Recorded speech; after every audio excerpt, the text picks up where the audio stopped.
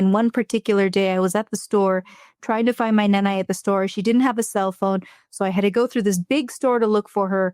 A lot of people were there shopping, buying all sorts of things. And there I was walking through all of these aisles with no success, trying to find my nanay.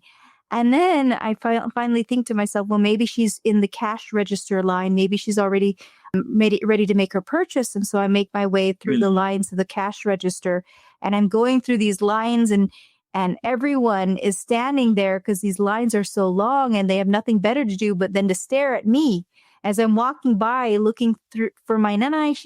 Everyone's head is turning and staring at me, one after the other, and I just couldn't handle it anymore.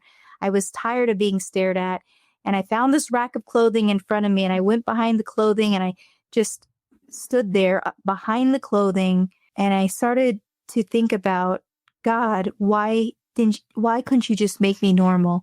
Why do I have to continue to stand out like this? And it was only a week later that God's answer revealed itself when I was at the gas station at the same exact store, and I'm fueling up my car with my feet. I know in the Philippines, people gas up your car for you, but in the United States and in Arizona, you gas up your own car. And there I am gassing up my car by myself, and a man walks up behind me, and he has tears in his eyes. And I turn around to see him, and I see the tears streaming down his cheeks. And I said, "What's wrong?" And he says, "Do you see my daughter over there at the other gas pump?" And she's in the car at the other gas pump, and I see her sitting in the front seat. She was in an accident. She lost a couple of her fingers, and she was so depressed and low. And she saw you gassing up your car with your feet by yourself and got so inspired seeing that if you can do that, that she can get through her own adversity. And it was that answer that God gave me, that I'm using